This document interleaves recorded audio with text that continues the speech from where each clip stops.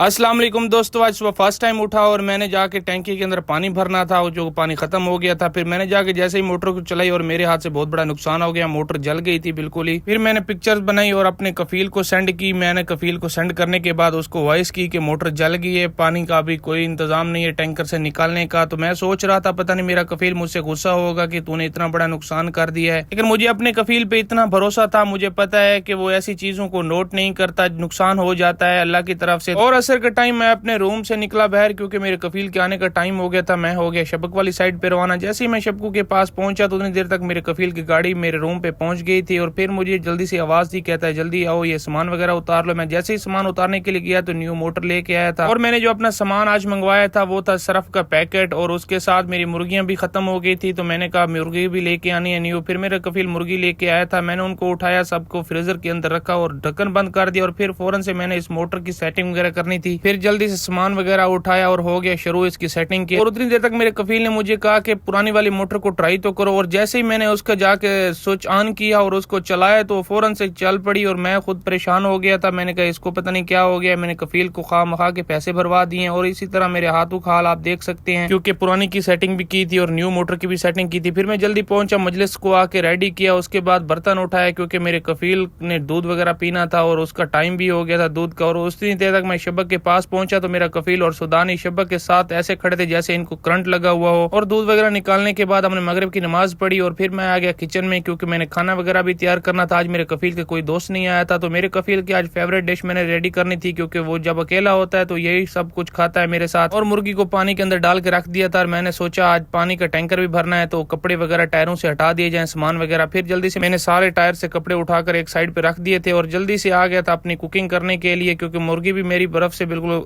पिघल चुकी थी। और मैंने उसको छोटी छोटी करके काट दी थी और अपना मिसाला रेडी किया और कुकिंग को कर दिया था स्टार्ट। और साथ में मैंने बनाने थे सफेद चावल, जो मैंने बनने के लिए रख दिए थे। इसी तरह चावल और गोश्त मेरे बन रहे थे और मैं सीधा पहुंचा मजलिस पे। और वहां जाकर देखा तो मेरा कफील और एक सुदानी मेहमान आया हुआ था जो गपशप कर रहे थे मजलिस पर। और मैं आया किचन में। किचन में गर्मी की शिद्दत माशाल्लाह बहुत ज्यादा थी और इसी तरह मेरे चावल भी रेडी हो गए थे। और फिर मैंने उसका गैस वगैरह बंद किया और जब ढक्कन उतार कर देखा तो सालन को भी थोड़ी सी देर थी। और थोड़ा सा इंतजार करने के बाद मेरी कुकिंग ऑल तैयार हो गई थी। फिर मैंने थाल उठाया, उसके अंदर चावल और मुर्गी का सालन वगैरह सब डाल दिया था। और फिर मैंने दस्तरखान रेडी किया, मजलिस लब पे लगा दिया था अपने कफील के सामने। और खाना खाने के बाद हमने टैंकर पानी का भरने जाना था और जल्दी से टैंकर को स्टार्ट किया। और टैंकर के अंदर बैठकर हम हो गए थे खजान वाली साइड पे रवाना, जहाँ से हमने पानी भरना था। फाइनली हम वहाँ पे पहुंच चुके थे और मैंने जाकर पानी चालू किया, क्योंकि टैंकर की सेटिंग वगैरह मेरे कफील ने कर दी थी। और इसी तरह थोड़ी सी इंतजार करने के बाद मेरा टैंकर फाइनली फुल हो गया था। और फिर हम बैठकर टैंकर में हो गए थे वापसी की तरफ रवाना। और अपने उस्बे पे पहुंचे, थोड़ी सी गपशप करने के बाद मेरा कफील ने मुझे अल्लाह हाफिज का और हो गया अपने घर की तरफ रवाना। और इसी तरह आज के व्लॉग हम करते हैं यहीं पे। उम्मीद है कि आप लोगों को ये वाला व्लॉग मेरा बहुत पसंद आया होगा और मुझे इसी तरह सपोर्ट करते रहना और यूट्यूब चैनल को जरूर विजिट करना। अल्लाह हाफिज।